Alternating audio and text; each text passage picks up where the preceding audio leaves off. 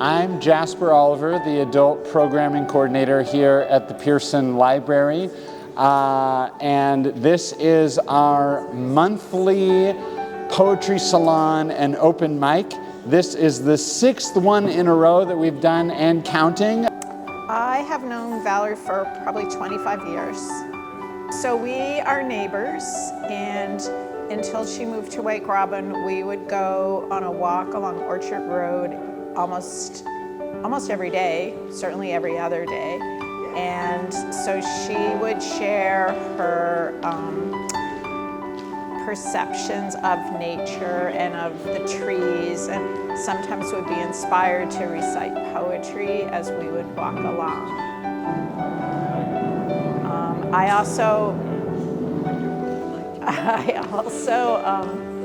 am very familiar with her house and the art that she has in her house and the paintings that she has done, and also especially her pottery. I've multiple pieces of her pottery that she's given to me over the years.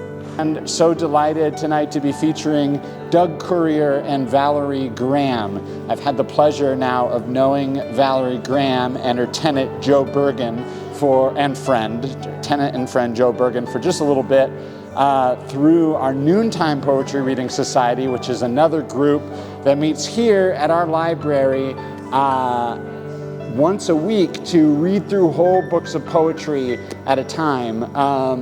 And then we do a writing exercise, and it's great fun. These poetry salons have been going great. Just happy to provide a platform for local poets in our community of Shelburne and the larger Vermont area, and also to continue the legacy of all the public libraries in my humble, small way of offering free public programs for the community. We're all in it together. Our first poet tonight is somebody who I met through the Noontime Poetry Society. She impressed me early on by reciting poems by Yeats and Tennyson from memory. She's been published right and left in various small journals through her illustrious career. She recently celebrated her 90th birthday. Please give a warm Shelburne welcome to Wake Robin resident Valerie Graham. From across the road we watch. Jackets, stacks of school books lie aligned along the verge in ritual order. Serious touch me last surges past. The yellow bus divides us. Mastodon with flashing eyes gulps, belches. They are gone. Chocolates go in cookie dough, not raisins. How could you forget? Car keys skedaddle. Oil smoke streaks the exhausted sky. Wake and wake again from phantom siren shriek to house ablaze with light that killed will say, they're safe, now you can sleep. Did you forget to leave the door unlocked? Wedge one more book, shirt, tape, sit on the case, pack paper, write home, phone. What have you forgotten? Not dreams. At the world's edge, Orion shakes his bow. Fall leaves a naked beach, stark black. And in your dark core, the knowledge, they will not be back.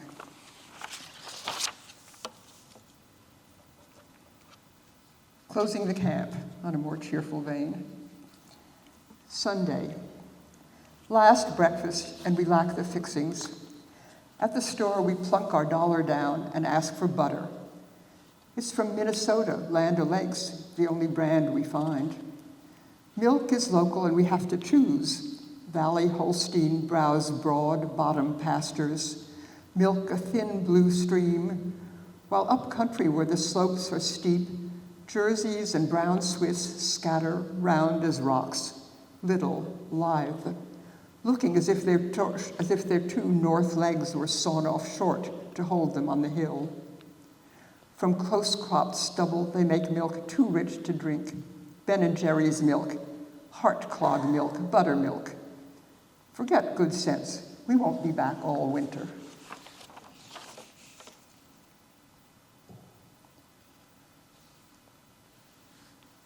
Fall and forward.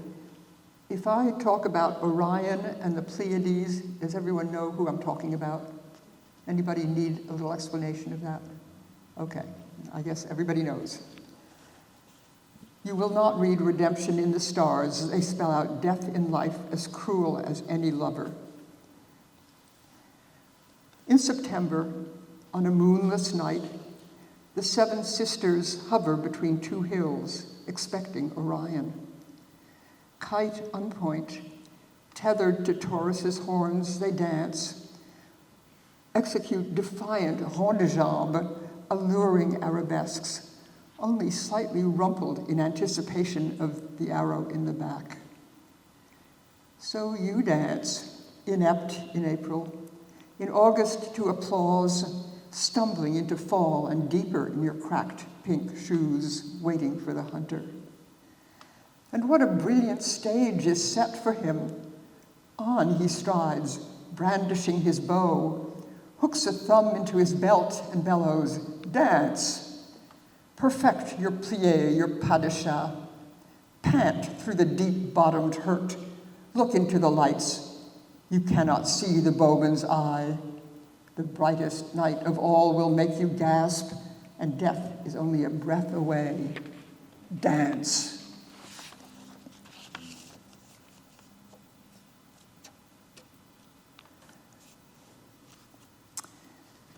This one is called Foreclosure, and I think everybody knows what foreclosure is. You lose the farm when you can't pay up.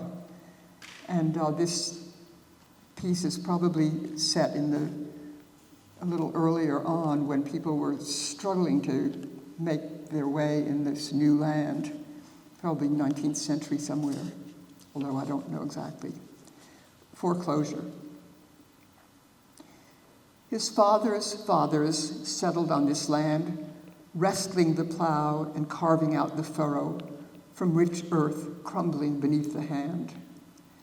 They hewed the meadow out of a thick stand of beech, picked stones to clear way for the harrow. His father's fathers sweated on this land. He picked up eggs from hens that coyly fanned their wings and scratched up dusty burrows in earth that crumbled warm beneath his hand, and cut wood from the swamp where beavers dammed the lower brook, right where the valley narrows. Their fathers' fathers too were on this land. Today, he chides his son, forget the stanchions cracking in the empty, frozen barn, not our affair if they crumble beneath the hand. He quarries now for wages, hauls granite from the ground, hacks holes where he can bury the hopes his fathers settled on the land, the memory of warm earth in his hand.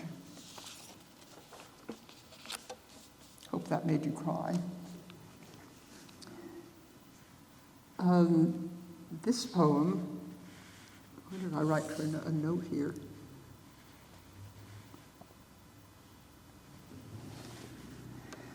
This poem is called Heart by Dark, with a subtitle, Arrhythmia. And in case anybody doesn't know about what arrhythmia means, it's a medical term, that your heart is beating on a kind of different rhythm. And the A in front of rhythm is a takeaway letter. It means it denies the value of what comes after, so arrhythmia.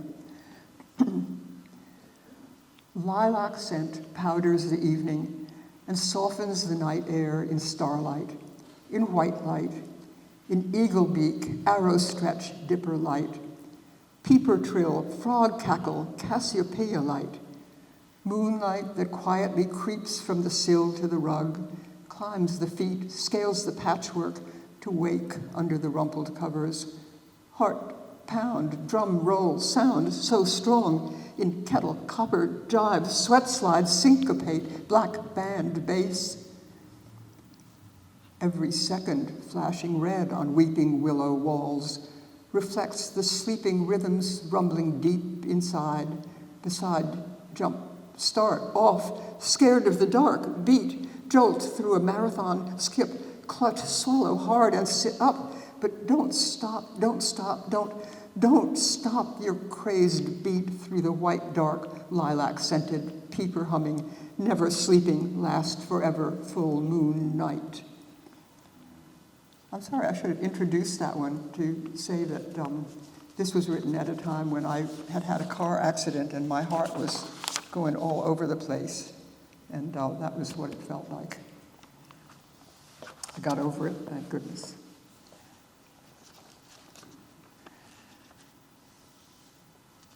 This poem is about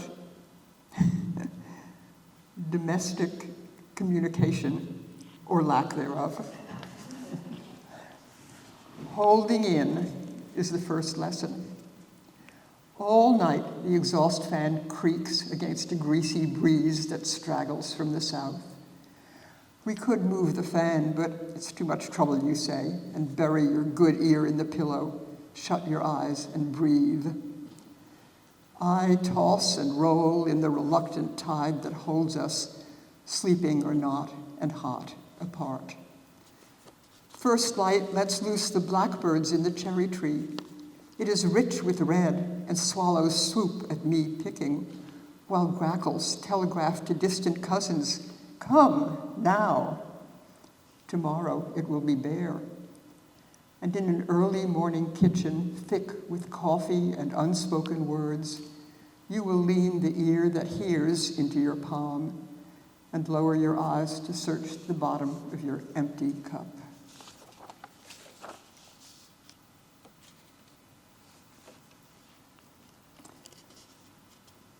This is Housewife's Lament. And it's actually a sonnet, which you don't need to know, but it is, interestingly enough, a classic sonnet. When I consider which most awful sin of all my sins weighs heaviest on me, and most unfits me for my chosen task of playing parts for all my loving kin, of mother, wife, teacher, cook, and maid, I find uncharity and selfishness of light degree beside that cardinal sin of caring not which socks go in whose bin. And when at night they all have gone to sleep and I am left alone, I take my pen, and seated in the stove's last warming glow, I face my notebook. Conscience pricks me deep. I leap up to my feet and seize the broom and feverishly begin to sweep the floor. I know that in the morning the sight will keep them smiling, though the blank page make me weep.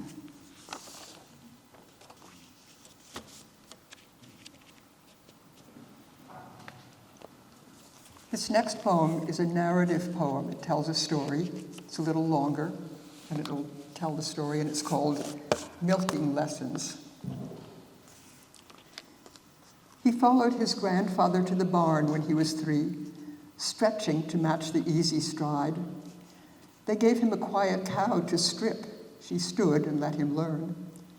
His hands grew strong, and soon grandfather said, "Now, you can do Bonnie too." His cousin milked for him the evening he was married, a wedding present, you might call it. But when his boy was born, he only waited for the news, then hurried to the back barn calving pen to cuss a white-eyed heifer and haul on the tangled feet of her big bull calf. Heifer calves owned the north end of the barn, calved in turn and moved into the milkers' stanchions. Children grew and moved away. Grandchildren came on Sundays for the haying. Now his back began to groan, his knees to swell. He leaned on his manure fork when chores were done. The hind end of a cow is all I know. I want to see a thing or two. I can't start any younger. Auctioneers and crowds came one windy day, the snow just gone from bare brown fields. Every cow was curried clean, Carts and pails were piled with the accumulations of the years. They sold them, milkers, heifers, dry cows, strippers, forks, manure cart, all. The barn stood bare. For 4 full days he stayed away. His cheeks were stubbled and his voice was thick. He talked of Florida, but didn't go. He couldn't sleep past 4. He watched the weeds grow green, the fences fall. He waited by the roadside in the early dawn, and then, the paper read, was all done till tomorrow. At last, when hay was standing ready to be cut, he took his truck, went to the weekly auction, and that night stabled in the neighbor's barn a dozen gaunt, louse-ridden, rib-revealing, shrivel-uddered cows, while his big voice that anyone could hear over machinery's roar or down a meadow with the wind against it called across mangers and milk rooms of surrounding farms, "You got a milking machine to sell, a grain cart, a fork, a pail?" He bought a bulk tank, bedding, grain. His herd grew sleek. They chewed a cud of rowan and alfalfa. The stillness brimmed with their soft stomp and swish. In the pale pre-dawn, his bellow brought them ambling from the pasture. They filled the pails.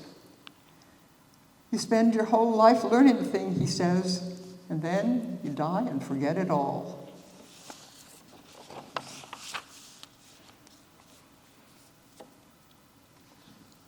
Can you all hear me? Is this reasonable volume and everything?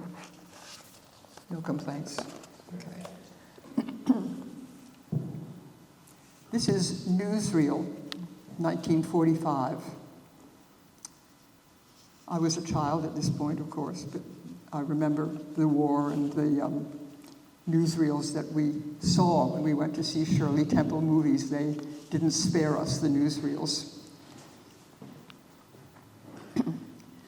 25 cents will buy the morning matinee Saturday at Translux 85th Street, and Lifesavers or the bus, not both.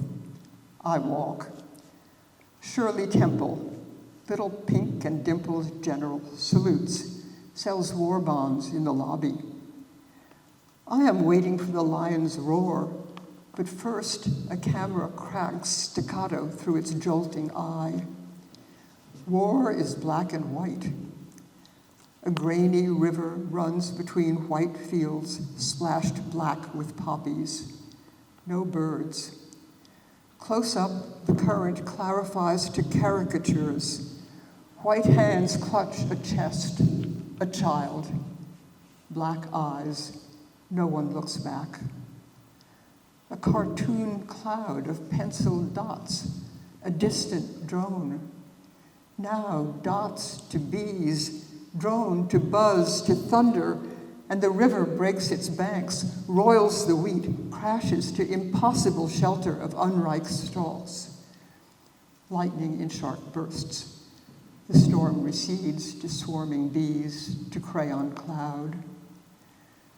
Run the reel back, retract the flood. The river flows between fields strewn with driftwood, beached. Wheat sleeps flat, scribbled poppy black. Today, I walk down a dawn-splashed path between green, gleaming seas of grass. Overhead, one staccato rumble. On a superfluous fence post, a red-winged preens, finches dazzle, challenge, a flash of gold again. It is summer. I cannot sleep. There wasn't room on Lyman Avenue for the jacuzzi, so we built up here. The view is great, but Susie barks your ear off when the kids from Osgood's farm bike through. She bites them too. She didn't used to do that. Wildlife drives her nuts.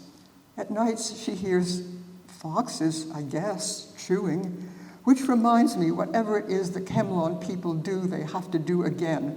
I catch sight of woodchucks digging, and something scratched the lamppost. Something big, a bear? We saw deer shapes grazing on the lawn last night. The porch lights scared them off, but they looked great. I almost wished it wasn't time to draw the drapes. Did anyone catch the fact that that was a classic sonnet? It was, following all the rules. This one is just for fun, and it's called Power Failure. Food, Liyaki-saki, want some seafood, mama? Slide those socks around the kitchen floor, hum and shuffle and swing some more.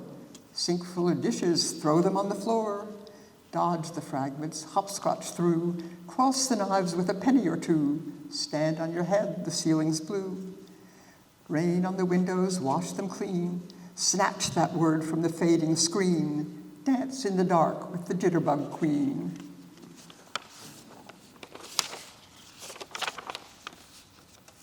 Just for fun, as I said.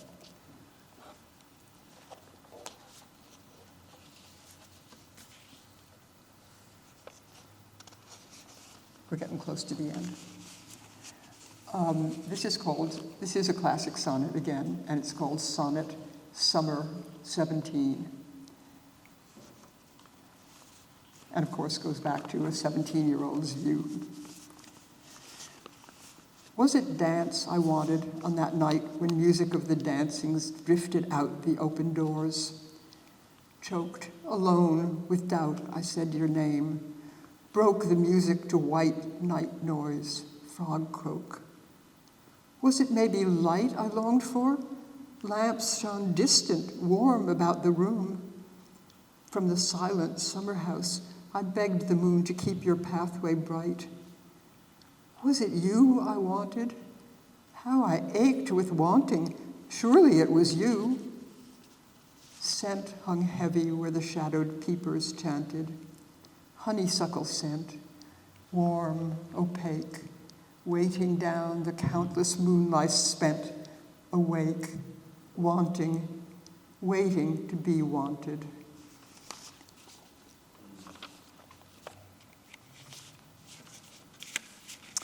Wouldn't want to be 17 again, would you?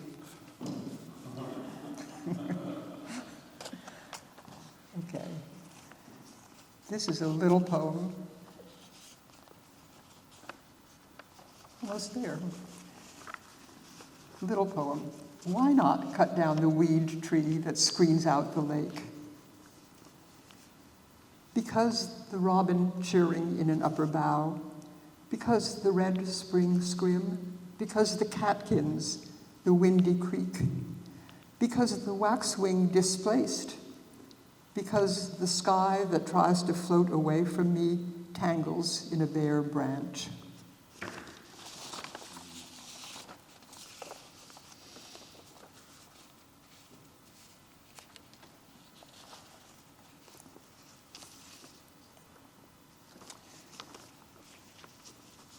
This is the penultimate one, next to last one. And it mentions Persephone. Does everyone know who Persephone is, or do I need to give you some background?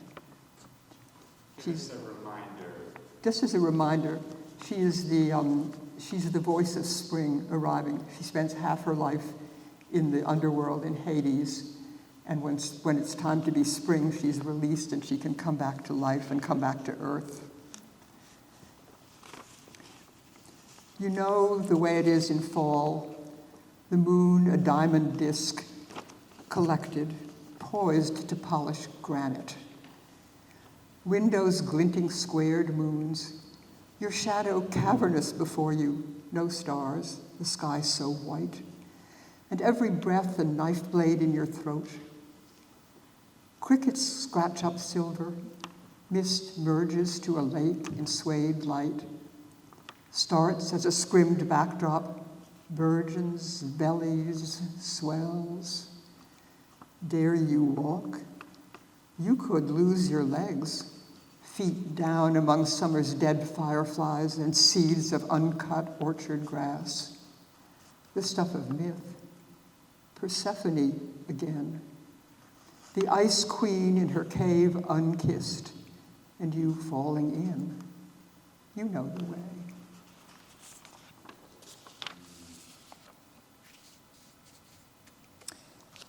Last poem.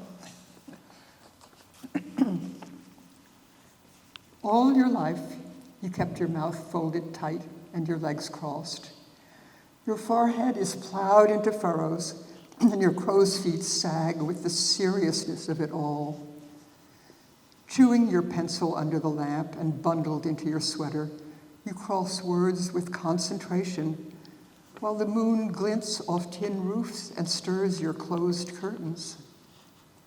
But the music between your ears, it reverberates through the sleeping house, crashes off bookshelves, and shakes your buttons loose. Take off your clothes, woman, strip naked and dance.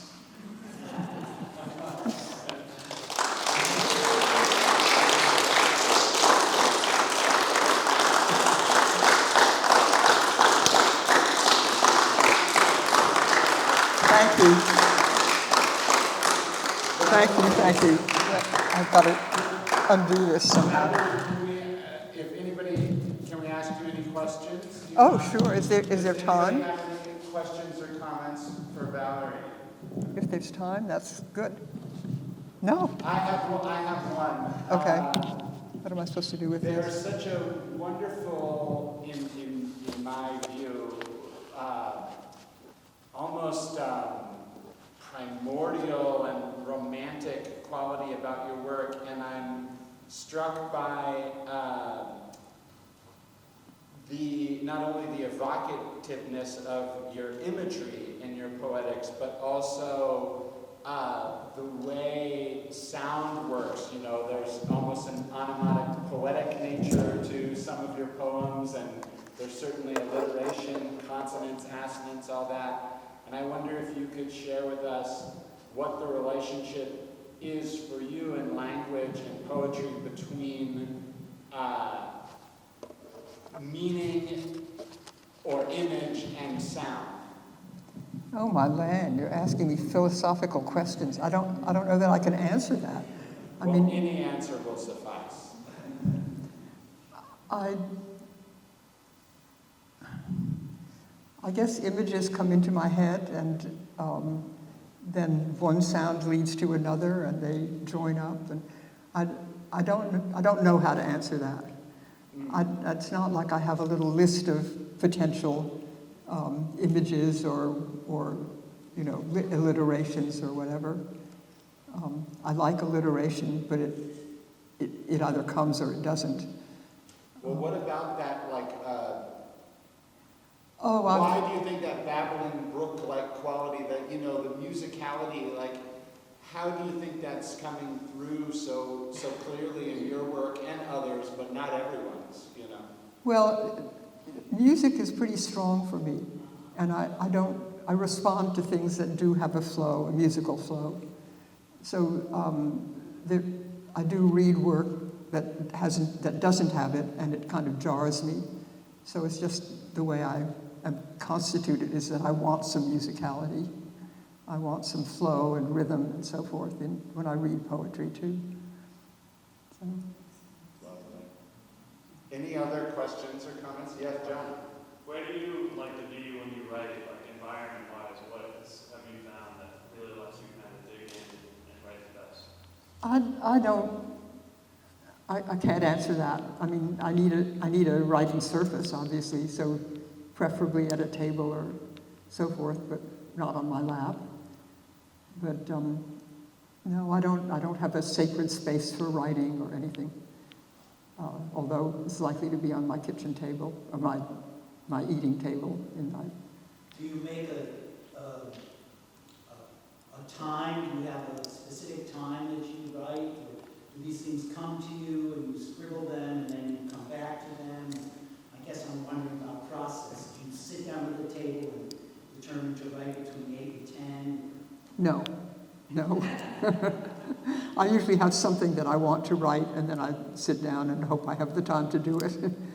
I'm not very well organized, and I'm not very persistent, saying, writing time now.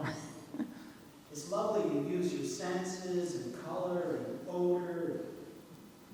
Oh, well, thank you.